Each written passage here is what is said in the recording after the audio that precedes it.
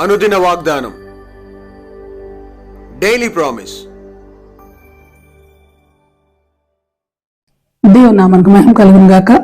మన ప్రభువును ప్రియరక్షకుడైన యేసుక్రీస్తు వారి శుభనామంలో మీకు నా హృదయపూర్వక వందనాలు తెలియజేస్తాను. ఈ దినం దేవుని వాగ్దానం, మీకు మాదిరి ఉంచిపోయాను. 1 పేతురు పత్రిక 2:21. క్రీస్తు కూడా మీ కొరకు బాధపడి మీరు తన అడుగుజాడలందు నడుచుకున్నట్లు మీకు మాదిరి ఉంచిపోయాను. Praise lord. అంతేకాదు యేసుక్రీస్తు వారు కూడా ఈ మాట స్థిరపరిచారు. యోహాను సువార్త 13:14 కాబట్టి ప్రభువును బోధకుడునైన నేను మీ పాదములు కడిగిన ఎడల మీరును ఒకరి పాదములు ఒకరు కడగవలసినదే. 15 నేను మీకు చేసిన ప్రకారం మీరును చేయవాలని మీకు మాదిరిగా ఎలాగో చేసి తిని. Praise lord.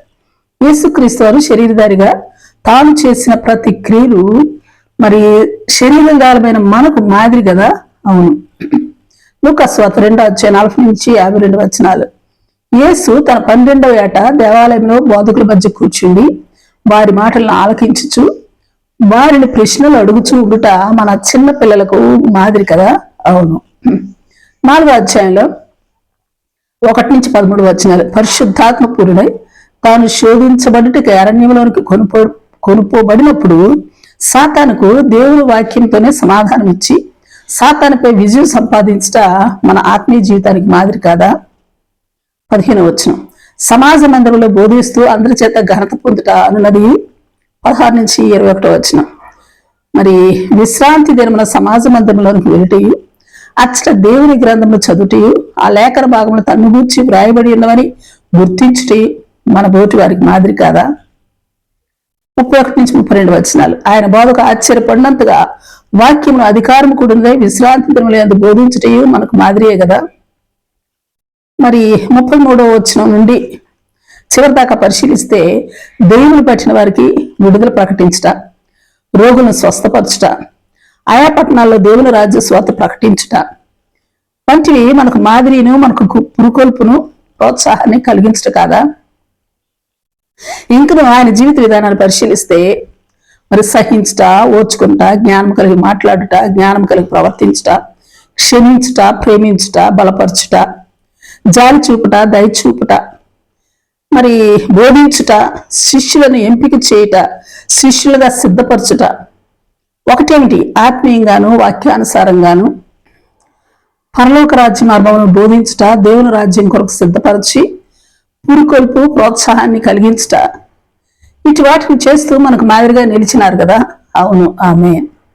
ఇటు అనేకం మరి ముఖ్యంగా తాను తన మరణ పునరుద్ధానముల కొరకు సిద్ధపడుట, తండ్రి చిత్తాన్ని చేతిలో మెలకువలు సక్సెస్ అయ్యే విధానాలు ఇవన్నీ మనకు మాదిరిగా విడిచిపెట్టిపోయినారు కదా. అవును. అట్టి మాదిరికరమైన బోధకుడు, రక్షకుడు, గురువు గారు మనుష్య కుమారుడుగా మనకుండుట ఎంత ధన్యమో కదా. అవును. ఆమేన్. పౌలు భక్తులు కూడా అపొస్తలుల కార్యం 20:35 ప్రభు అయిన యేసు చెప్పిన మాటలు జ్ఞాపకం చేసుకుని వాళ్ళని అన్ని విషయంలో మీకు మాదిరి చూపుతుని అని అంటున్నాడు. 1 దశలోనికైలకు రాసిన పత్రిక 1వ అధ్యాయం 6-7 చూస్తే పరిశుద్ధాత్మ వలన కలుగు ఆనందంతో గొప్ప ఉపద్రవమందు మీరు వాక్యమును అంగీకరించి మమ్మును ప్రభువును పోలి నడుచుకుని వారైతిరి కాబట్టి విశ్వాసులందరికీ మాదిరి అయితిరి అని దశలోనికే సంఘాలతో పౌలు గారు చెబుతా ఉన్నారు. పౌలు గారు మరో మాట చెబుతా ఉన్నారు తిమోతితో. ఏమంటే మాటలోను, ప్రవర్తనలోను, ప్రేమలోను, విశ్వాసంలోను, పవిత్రతలోను విశ్వాసులకు మాదిరిగా ఉండమని హెచ్చరిక చేయటం మనం చూస్తున్నాం. యేసుక్రీస్తు ప్రభు వారు బాధింపబడినప్పటికీ ఆయన మనకు మాదిరిగా ఉంచి వెళ్ళిన ఆయన అడుగు జాడలందు నడుచుకున్నట్లును విశ్వాసులకు మాదిరిగా ఉండినట్టు జీవిత విధానాన్ని జీవించినట్లును అభ్యాసం కలిగి ఉండుగాక. ఆమేన్. Praise lord. ప్రార్థన చేసుకుందాం. ప్రేమ నమ్మకం కలిగిన మా పరలోకపు తండ్రి, నీ పరిశుద్ధ నామానికి స్తుతులు, స్తోత్రాలు దేవా. మీరు బాధింపబడినప్పటికీ మాకు మాదించి వెళ్ళిన మీ అడుగు జాడల్లో అనుసరించి నడుచుకొనొచ్చు విశ్వాసులకును మా వెనుకటి తరమునకును మేమును మాదిరికరముగా మీ అడుగు జాడలు నుంచునట్టి మా అడుగు జాడలు నుంచునట్టి కృపా భాగ్యమును మాకును దయచేయమని ప్రార్థిస్తూ యేసు నామములో అడిగి వేడుకొంచున్నాం తండ్రి. ఆమేన్ ఆమేన్. Praise Lord. రేపు మరొక వాగ్దానంతో మనం కలుసుకుందాం. ప్రతిరోజు ఉదయం ఈ కార్యక్రమాన్ని వీక్షించగలరు. తిరిగి మళ్ళా రేపు ఉదయం కలుసుకుందాం.